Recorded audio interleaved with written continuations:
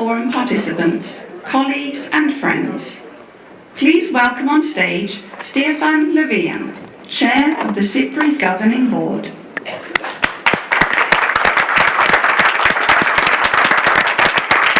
Thank you so much, ladies and gentlemen, honored participants and partners, dear friends. It is my distinct honor and pleasure to welcome all of you to the 2023 Stockholm Forum for Peace and Development. Now, to say the least, we live in turbulent times. We gather here today against a backdrop of growing disruption and not least uncertainty. Conflict trends are worsening in many regions of the world. The number of armed conflicts has nearly doubled in the last decade, as has the number of conflict deaths and also the number of displaced people. In Europe, Russia's war in Ukraine has created the worst security risks in a generation, and some of the atrocities committed are beyond imagination. The repercussions of the Russian aggression go far beyond the Ukrainian borders. It has not only undermined the European security order, it has also undermined the rules-based international order and caused ripple effects in the form of energy prices spike and food insecurity in other regions of the world. Now, even before the Russian invasion of Ukraine, geopolitics was deteriorating.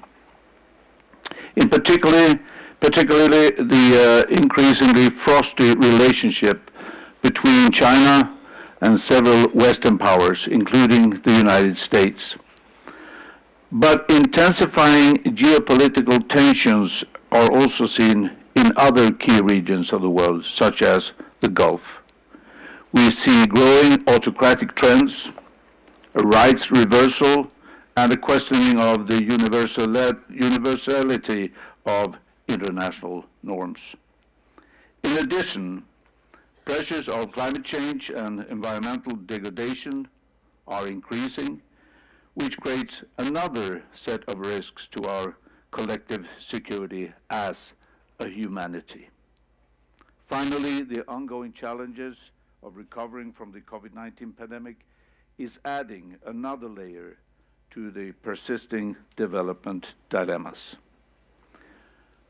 The question is how to confront, how to counter and prevent these turbulences.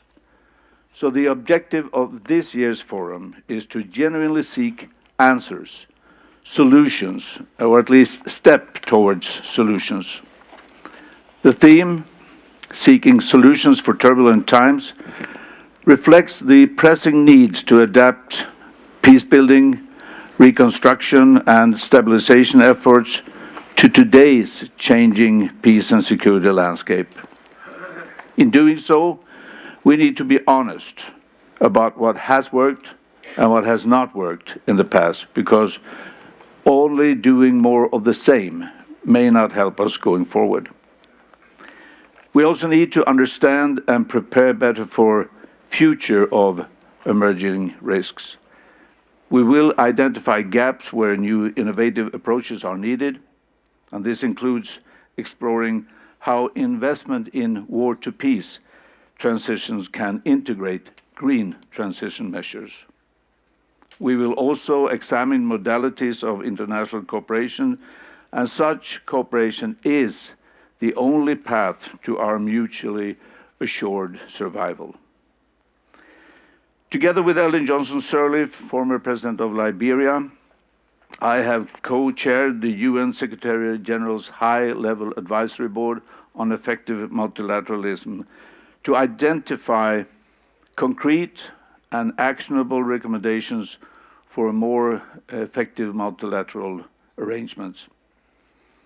We all know that multilateralism can work, but it has to work better and faster. We need to build more transparency and trust in international relations. Effective multilateralism can draw its strength and legitimacy from greater inclusion and representative majorities to shape the global decision-making. Today's multilateralism should extend beyond states to also include and obligate a broader range of both global and local actors. Now, today, to enable candid and open discussions and create a safe space for testing and exploring ideas, this year's forum will feature a combination of panel discussions, roundtables, workshops, and fireside chats, with an emphasis on the personal meeting and genuine exchange under Chatham House rules. So we invite all participants to pose tough questions and to share their insights. We will not stop at describing the problems. Our aim is to walk out from here with the new innovative solutions to address the complex turbulence time we face. Lastly, I want to express my sincere gratitude to all the participants, to our partners, for joining us in this important endeavor. Now, please welcome our distinguished opening panelists who will set the scene of the 2023 Stockholm Forum by exploring current security turbulences across the globe, their implications for peace building and for international cooperation. Once again, welcome. Let the forum start.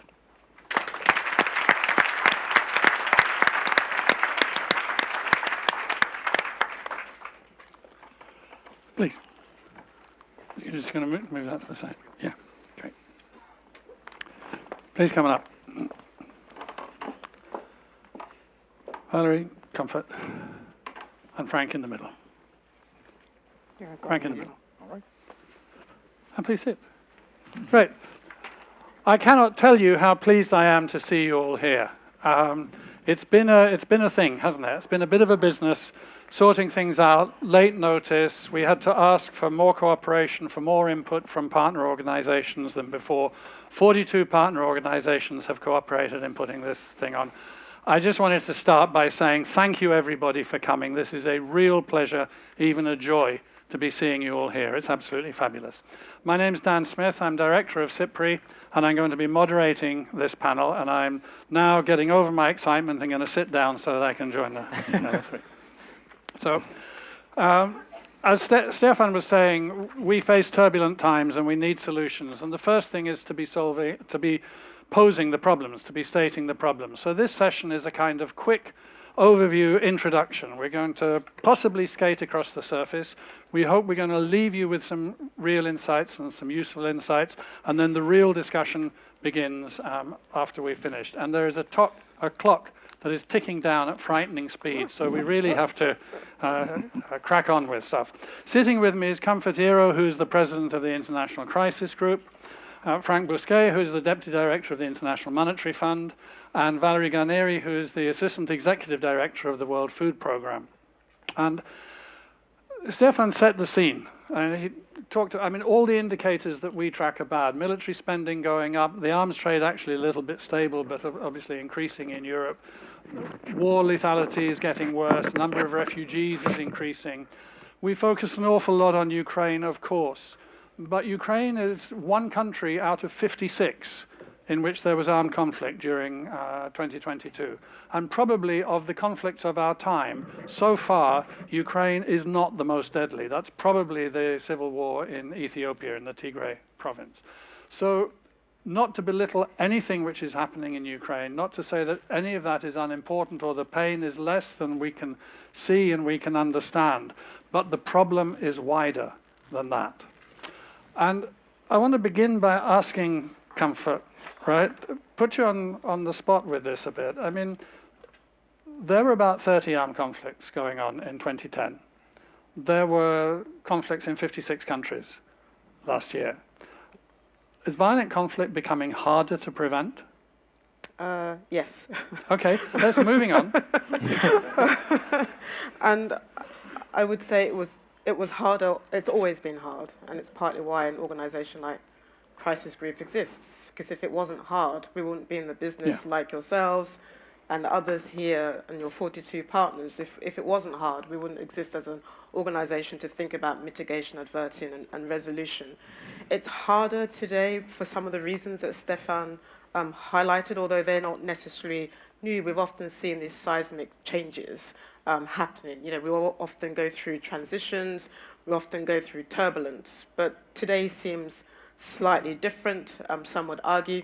I wouldn't necessarily say that it's radically different, but there's something slightly different, especially after we saw a period where multilateralism appeared to be working, and where we saw a rallying sort of call around working either through the UN or the European Union or other multilateral agencies. It's harder today because of that great power competition has come back in a very high-speed pace.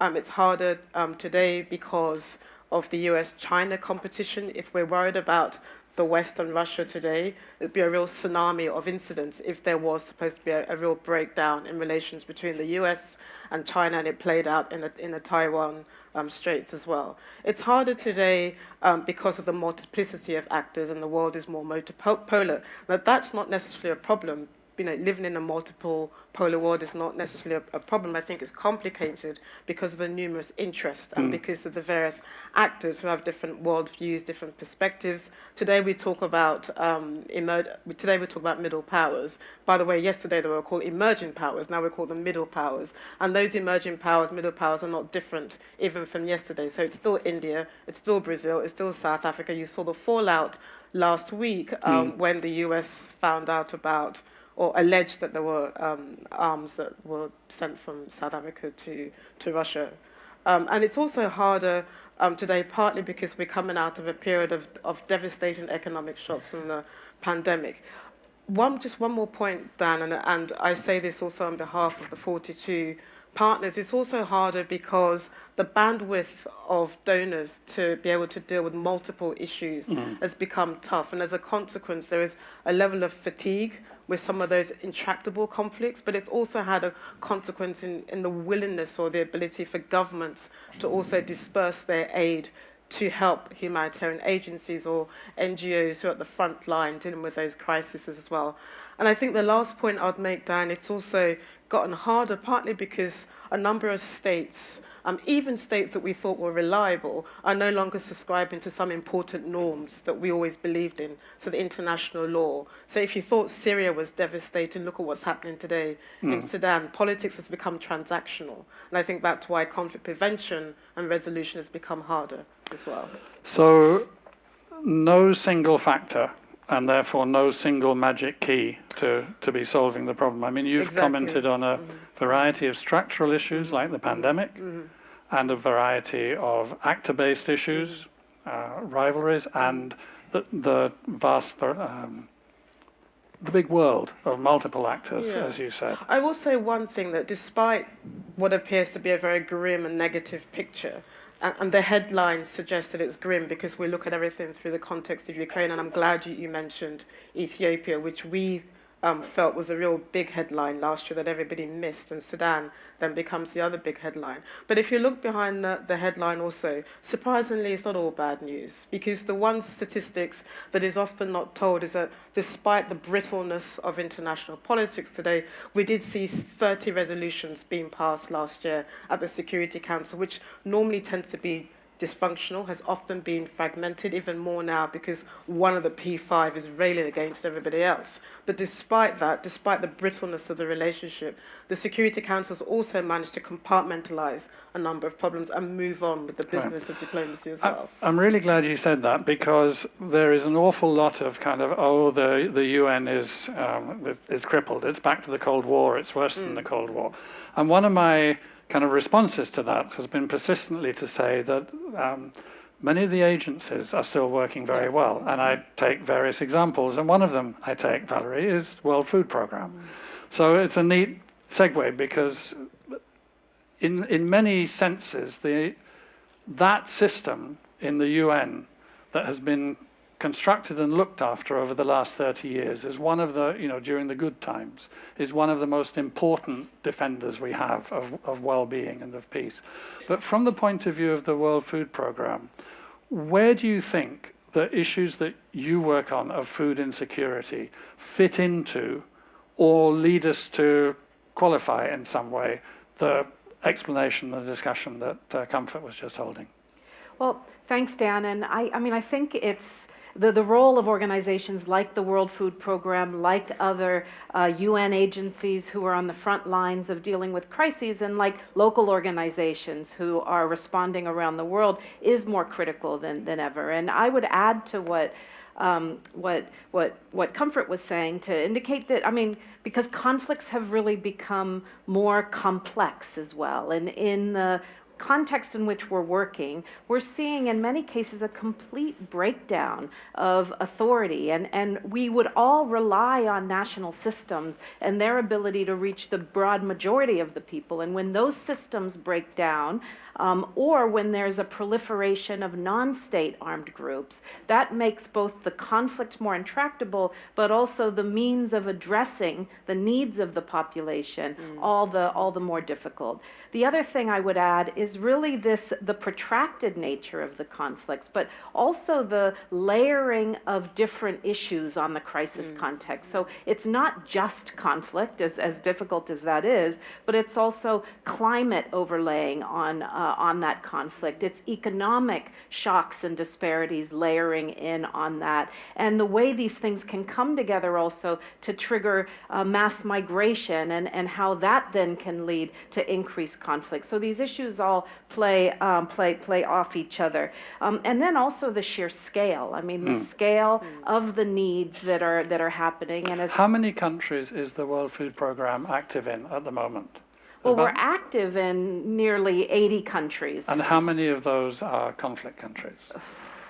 I can't even tell you the number, but 7 of the countries that we're working in are literally facing famine. The indicators show famine situations in each of those countries. And in 20 of the countries that are most at risk on climate, the majority of them also face conflict conditions. So these factors of conflict and climate are really overlaying and creating a very difficult recipe for responses as well. And it's important when we look at conflict that we look at the interplay of factors as well, certainly if we're going to be addressing food security. So, we're supposed in this session to be saying what the problems are and laying them out, but as Comfort said, there's something different, something better sometimes behind the headlines. Could you say something along those lines as well, that, in terms of the work that the World Food Program is doing, that you're seeing effects of the kind of assistance that you provide in terms of building safer conditions for people? Is that a possible line of argument to be following?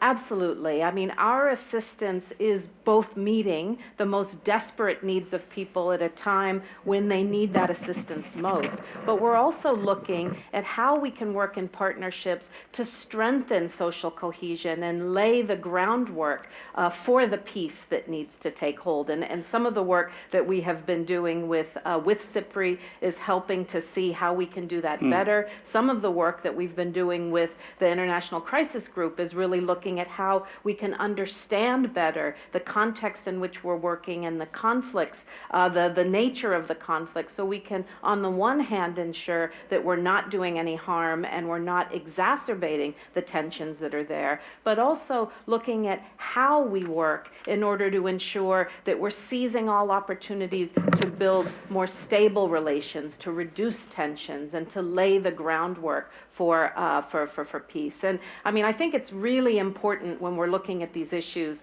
that we focus on 3 areas where we really need to be doubling down. One really is on peace and addressing the politics of the conflicts that are happening in the countries where we're working. We look at something like the Arab Spring, and we see how it was triggered by bread prices. Behind those bread prices are inflation. Behind that is authoritarian authoritarian regimes? Is corruption? These are the issues that need to be addressed if we're going to have any long-term effect on ensuring more peaceful coexistence in those areas. And strengthening mediation and strengthening how these conflicts are dealt with is going to be really important so that we can do more than just meeting the most essential needs. We can be helping people have a more sustainable and just peace. So the peace element, mediation, and who's at the table supporting that mediation,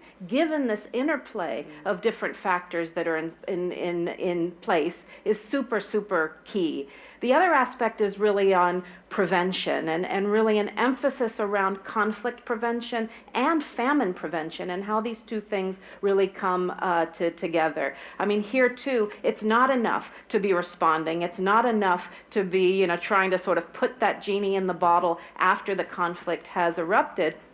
But how can we read those early signs of conflict developing? How can we respond earlier and anticipate crises before they dissolve into famine in order to address those problems early on? And then the last P is really on the people side, right, and ensuring that everything that we're doing from conflict to response really puts the needs and the aspirations of people front and center and involves local responders, local activists in the peace process and in the response process. And this is how we're trying to strengthen our work, and it's really key that we do that collaboratively. What I think is really interesting is the way in which Comfort lays out all of these different kind of lines of complexity going into the causing of conflicts and why they're hard to prevent. And you're talking about a way of working which tries to address those different lines of conflict. I want to come back to the prevention question in a moment, but first I want to ask Franck, because we've got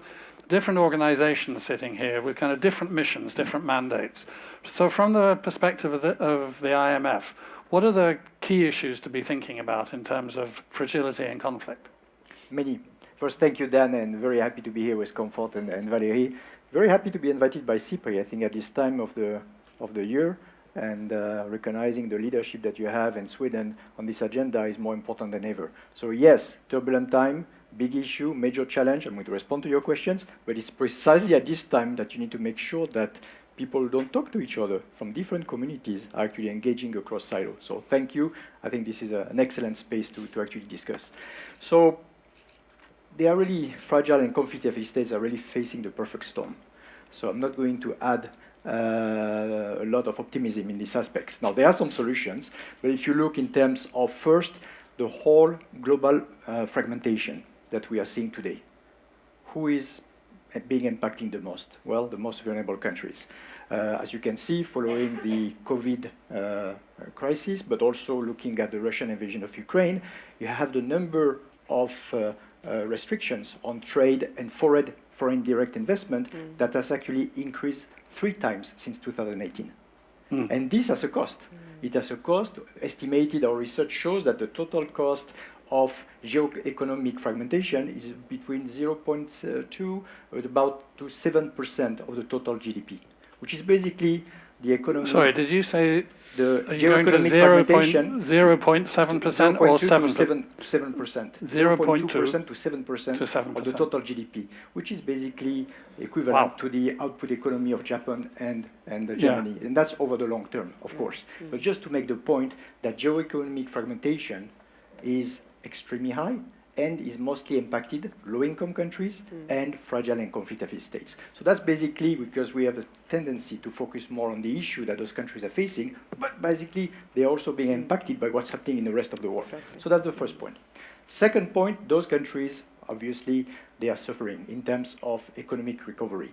The per capita income in fragile and conflict-affected states will not come back to the level of 2019 before 2024.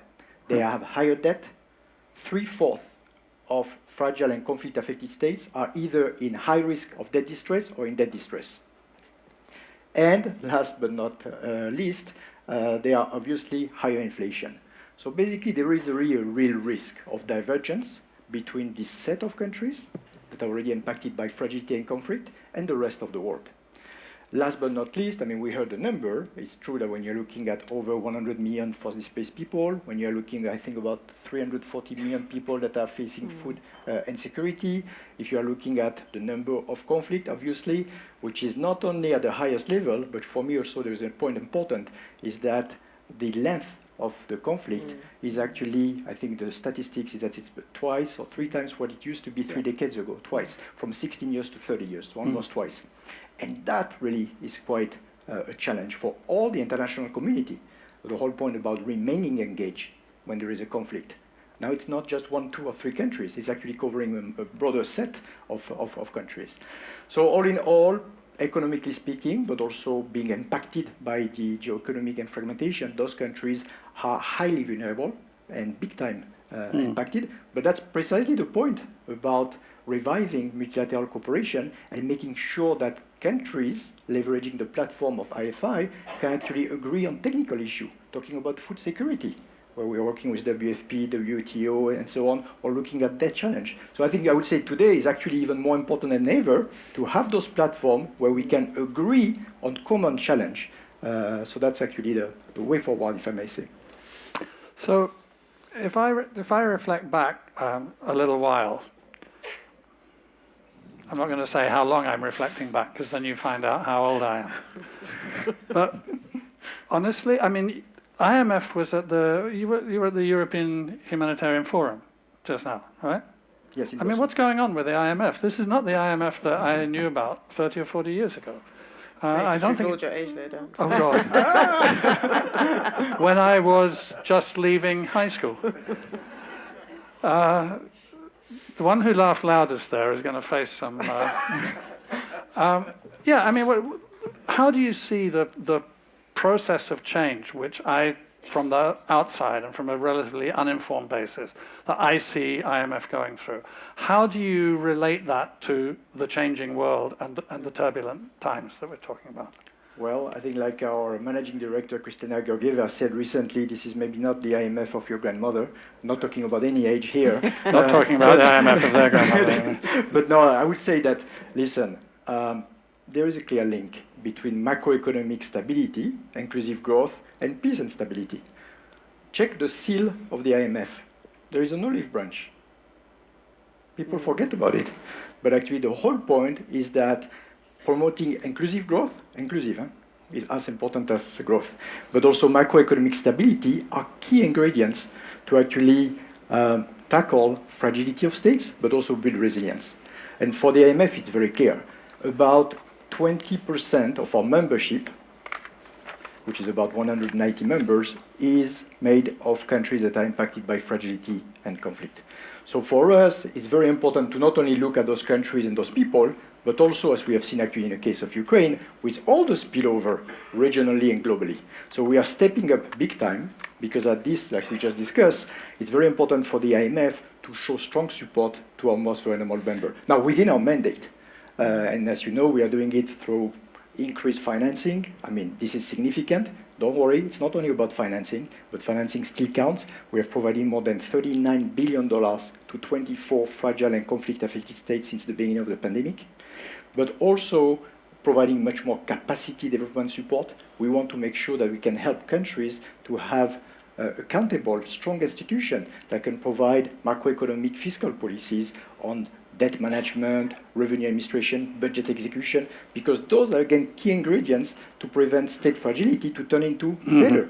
So the IMF has a key role to play, but much more in complementarity to all the colleagues who are in the audience today.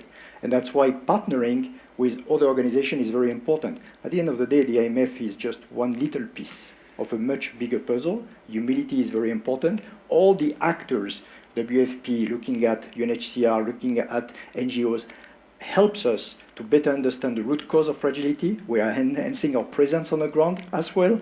We are recruiting local economists, experts in country to really provide tailored support to countries. So yes, IMF is stepping up because we need at this time to make sure that we protect the most vulnerable members because they are at risk of spillover, but also because our mandate is very closely linked to promoting peace and stability. So let's step back a little bit to the issue of prevention that Valerie raised, because in the I mean, one way that you could say it is that the humanitarian priority is peace. So conflict prevention ought to lie essentially at the heart of everything that we're trying to do. But Comfort, to come to you first about this issue, and we were asking, you know, have violent conflicts become more difficult to prevent? And your quick answer was yes. You then go into a number of factors. But it seems to me that one key thing here is that whatever it is that is causing this or that or the other armed conflict, if you have an international environment which is unconducive to cooperation, you're hampered from the beginning. So the geopolitics becomes key. Yeah, I mean, geopolitics matters, and I don't think we can skirt around from it. And there's you talked about layers, Valerie, and I like that as an analytical framework. We're focusing on the big geopolitics, which for me is not Russia, the West, but it's US, China. And that one is, I think, the big one. But I also think it's worth paying attention to regional geopolitics as well, which is a blocker, a spoiler, but also an opportunity as well. So Sudan, I think we have to understand that we cannot get to peace or begin to even define what a ceasefire looks like without paying attention to what's happening on the other side of the Red Sea with the Gulf countries. And there's tension between the UAE and Saudi Arabia that may also undercut the ability to get to peace in Sudan. At the same time, there's a relationship that we've got to nurture between the Quad and either the countries that are involved, the US and the UK and Saudi Arabia, bringing in Egypt, even if Egypt doesn't necessarily share the same understanding of how you reach peace in Sudan. You've got another set of geopolitics in the Sahel country. You can't deliver peace in the Sahel without thinking about Algeria and North Africa and West Africa, but also Europe as well, because that is the southern basin of Europe. So while we focus on the big picture geopolitics, which just makes peace harder to arrive at, there is that middle level, which sometimes we need to sort of start thinking about bringing them into the picture, not underestimating how their own geopolitics undercuts or undermines solutions. Dan, because I've got the mic just for a second, I just want to respond to something that Franck and Valerie said. They both said in their different ways that we need to bring actors to the table, especially those that aren't sometimes at the table. And by the end of this week, we're going to have yet another summit, the G7 summit. And if that summit, or all the other summits, Dan, don't begin to think about rethinking who's at the table, I don't think we're going to get to the solution space as well. Because if you don't start, there's a sense of entitlement as to who gets the table.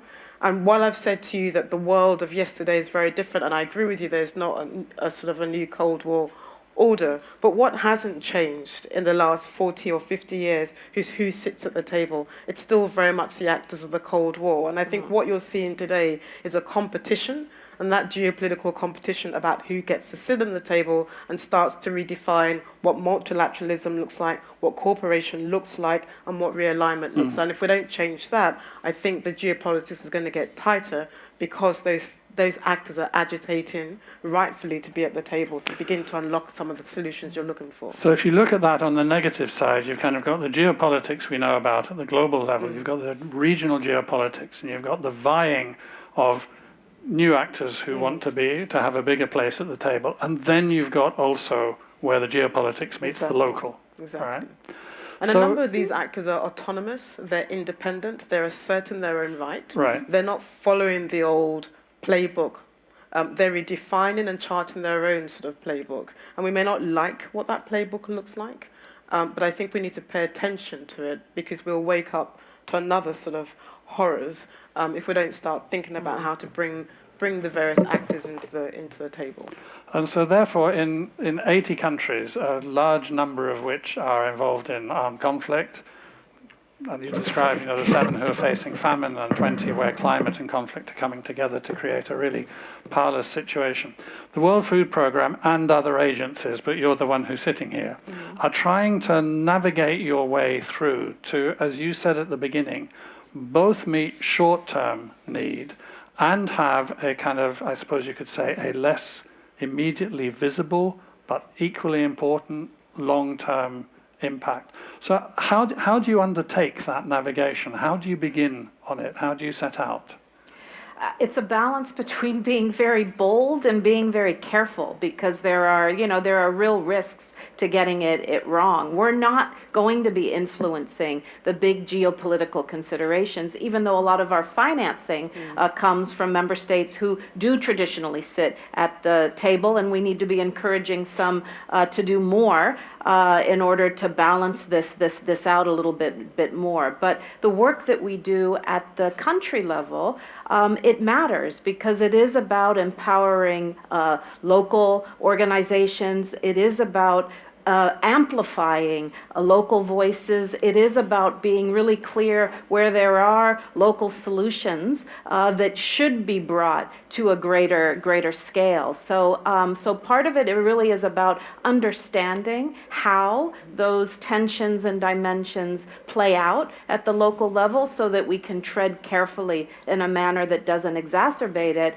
but then also to really help bolster the resilience of the populations to withstand some of the pressures that they may be getting from actors who are looking to play them off of each other. How do you help ensure that their needs are met, that people aren't subject to recruitment or to being made agitated and participating in the violence? So that's at the level where we work, and I would both not overestimate the impact that it has on broader peace and certainly on the geopolitics, but I wouldn't underestimate the impact that it has in reducing needs and even in strengthening those subnational systems in order to be more responsive and to cater better to the needs of the population. And one of the things that we found in our research in some of your programs and activities, where I think we've now covered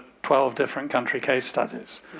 One of the things that we've discovered is that what has sometimes even surprised those who are doing it is a strengthening of relations because of the WFP, between communities and local or regional or sometimes national authorities. And that becomes part of that resilience building. So I think one of the interesting things we've kind of found is that the payoff can be, or the double bottom line, if you like, or whatever expression you use, can be much stronger and much more effective than one begins by expecting.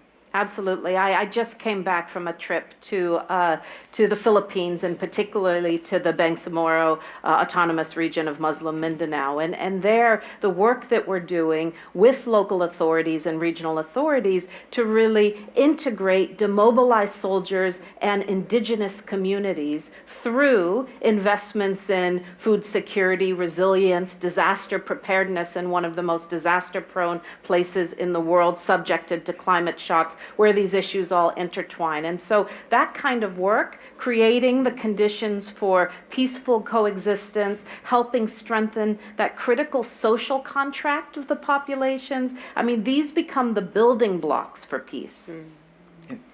So then we're seeing ways forward at the local level, and it's always fascinating, and I find it's always inspiring. In this, as we've now agreed, long period of time that I've spent working on these issues, what keeps me going always is people.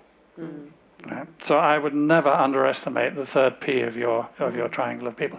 But also then what matters is that those local building blocks are supported by yes, a constructive international environment. And I think you've all talked about the importance of cooperation. So Franck, kick off with you to go a little bit further into that in our last 10 minutes or so. All right. Well, let me build on what Valerie just mentioned, food security. I mean, if you look, how many people do we have today that are seeking humanitarian assistance? More than 340 million people. It's unsustainable. There is no financing enough to be provided to humanitarian organization. So there is a real need for organization to shift towards the prevention, the resilience. I mean, it was nice talking about it. Today, actually, it's quite important. So on food security, yes, it's about humanitarian assistance, and WFP is doing an amazing job. But also, it's about making sure that you have the right agricultural productivity. That's development actors. That's why you have World Bank and other organizations who are scaling up their program. This is about also making sure that you have the right social safety net. the right policy program. For the IMF, we also set up a new food shop window, just benefiting Guinea, South Sudan, Burkina Faso, where we partner with WFP and humanitarian actors. Why? Because they have the presence on the ground, the expertise, and can advise us in terms of policy on social safety net to make sure that the funds will go to the most vulnerable groups. So this whole point about looking at just one community to deal with an issue as is from the past. And food security is a very good example, where basically you can see WTO stepping up big time. Why? Because of all the food trade restrictions. If you don't tackle with WTO, you're not going to move too much. You have obviously WFP and all humanitarian organizations, development actors, but also the IMF, because it's macro-critical, it impacts the balance of payment, but the way of doing it is also to make sure that we can leverage each other. And that's why you see all this coalition between FAO, WFP, the bank, and the IMF that you have not seen necessarily in the past, because that's the only game in town if you want to move a little bit the needle. So that's a concrete example of multilateral cooperation in action, not only through financing, because you need to be careful about how to do it, leveraging local actors, but also those who are present on the ground. So, Comfort, let me move to a level, in a sense, that you were talking about in your last comments. This is international cooperation at the global level, thinking IMF, WFP, world organizations. But we also need effective cooperation between the government actors, and that's very often not just at the global level in the UN Security Council, but as you said, it's in the regions, right? Thoughts on that? Yeah, I mean, this is what I was saying, that it's not so neat and tidy, international relations, that it was, that you've got agencies, you've got, the EU, you've got the UN, but you almost need sort of coalition of the willings as well. And you also just need to understand what states are thinking at the regional level. Sometimes we underestimate the politics of the neighborhood. And it's one of the lessons that I learned, from when I was working in West Africa or in the Horn of Africa, or you're at a peril when you ignore the politics, the local politics, and how neighboring countries themselves can determine and shape politics. I used to, and one of the things I did when I was Africa Director at Crisis Group is I spent less of my time, and that's not to say they're not relevant, but less of my time going to London, Washington, and Paris, because it became very glaring and clear to me that the fate of, for example, South Sudan was going to be determined by Kampala, was going to be determined by Khartoum, and was going to be determined by Nairobi. And it's exactly what we're seeing today in Sudan. The fate of the DRC, for example, continues to be determined by Kigali and Kampala and other countries as well. And we're seeing it also in the Latin America region. The arrival of Lula, an expectation that Lula is going to be instrumental to helping to shift the needle in terms of the hardening of politics in Venezuela, is going to be very critical in deciding whether we're going to get an international peace force or not in Haiti, for example. So you ignore the region at your peril. You ignore some of the powerful countries in the region at your peril, because they will decide the fate of these countries as well. So I do think that it's not an either or. I think they're part of the level, to go back to your analysis, Valerie, they're part of the level. And any good researcher, anyway, with Dan will tell you that, it's important to look at the various layers and look at the various actors and constituencies that get to shape and determine what the future of a particular conflict looks like. And I think that's just the 101 of how to do research and analysis anyway. So in case things are looking too simple, Valerie, I wanted to ask you also about the relationship between different issues. Because just as we tend to put different actors into different categories, I don't think a meeting like this would be complete if somebody didn't use the word silo at some point. So I've done it, and everybody else is off the hook now. Especially with climate change and with other changes which are occurring in the natural environment. But climate change is the kind of the hot and central topic. To what degree are you able in WFP, in your programming activities, to connect food security and resilience to adaptation to climate change? Yeah.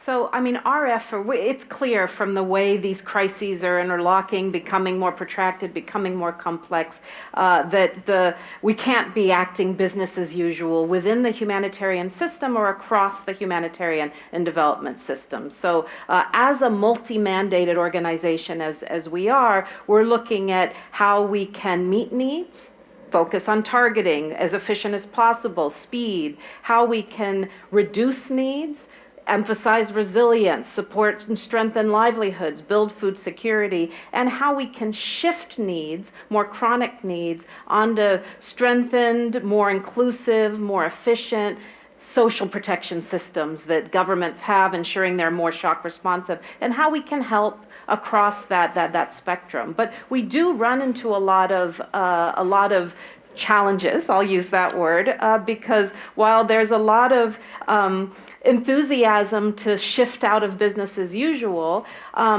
the financing structures of the world are also divided between, humanitarian financing, development financing, and the needs of any of these buckets is not keeping the amount in any of these buckets is not keeping pace with the growing needs, which is why it's so important to have the international financial institutes not sort of with their, ticket out when a conflict hits and when fragility sets in, but now really vested in staying and supporting the national systems and the partnerships on the ground to cope with and deal with some of these underlying vulnerabilities. And Franck has been a champion of that, both in the IMF, but in the World Bank before that as well, and that's absolutely key. So there's no room for business as usual on the humanitarian sector. But I would say, and I think this conversation highlights, there's no room for business as usual in the diplomacy sphere either.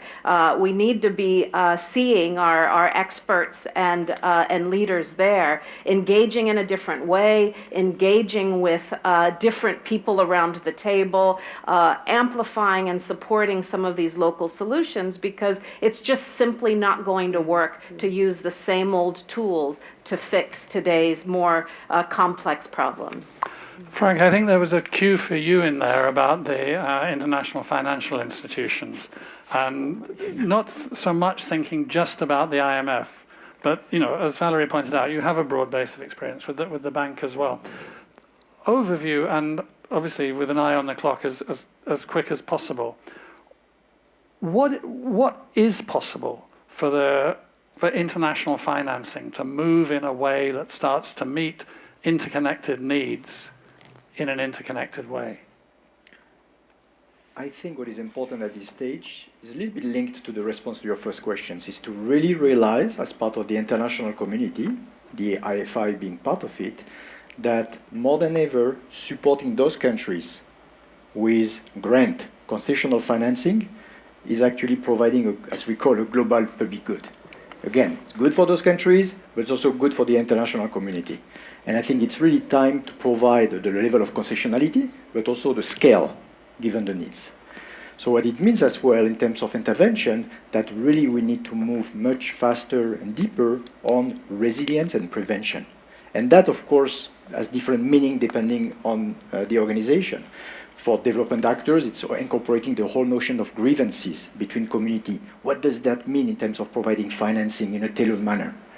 In terms of the IMF, it means about, again, building strong, accountable macro-fiscal institutions that are going to provide the buffer when there are different shocks, because there will be new COVID shocks, new pandemic, and new crises. So I think each organization shifting more and more, not only in terms of providing support on a D-Day, but looking at what does it mean, this notion of resilience, and how we can provide the concessionality, but also the scale that is really at the level that is needed.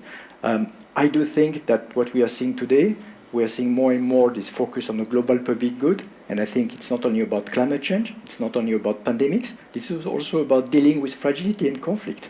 Unfortunately, we saw with the Russian invasion of Ukraine what spillover is. And I think, as you said, other countries that are impacted by conflict, and I think Comfort was very clear, understanding the regional politics and the implication is as critical.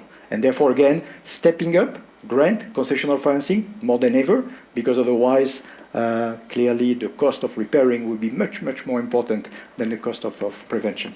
So we're almost at the end when we're going to try to send all these great people off to at least 4 different workshops, which I'm going to tell them about in a moment.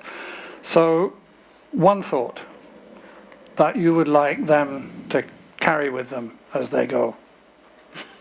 You've got about 30 seconds. Prevention is less costly. Prevention is less costly, that'll do. Valerie. Invest in people and their resilience against the shocks that we'll continue to face. Franck? Talk to people that you have never talked to during this forum. Brilliant. That's a good one. Absolutely brilliant. I mean, I think, it's no surprise that in a session like this that we would talk about conflicts and peace building and development. It's no surprise also that we would be talking about humanitarian action. It's interesting that we're talking about a need for a really different approach in diplomacy. It's interesting that we can spend a lot of time talking about the financing mechanisms which are necessary. It's important to be able to be integrating these different parts of the discussion, and that is what a forum is about. A forum is a meeting place where you come together and you talk and exchange. And I think, with no disrespect to the very wise words that Comfort said and to the equally wise words that Valerie said, I think the advice of talk to people you don't know during these 2 or 3 days is really, really something you should carry away with as you go. Now, if you want to talk or discuss the geopolitical impacts of Russia's war in Ukraine, on the Middle East and North Africa region, that's in this room. The Lindgren room, which is at the back on the other side, through where you went where you got the food, that's where there will be a meeting on food security for peace, led by GIZ, the German Technical Aid Cooperation Agency, and SIPRI. If you're interested in great power competition and threats to peace and prosperity in Africa, then that's through that door to the Nobel Terrassen room for a session organized by ISS Africa and Search for Common Ground. And if you want a deep dive into this question of preventing global fragmentation for a just climate transition, which will be led by the BMW Foundation, that's downstairs you have to go down the elevator. Well, you could go down by the stairs if you want, but it's 6 flights down on the first floor in Hörsiden number 3. Though, for most of you, if you look at the name on the room, you won't think it's pronounced the way that I just did. You'll think it's probably pronounced something like Schossiden or something. But anyway, you'll find it there. It's number 3. So thank you all 3 very much for a wonderful start to this forum.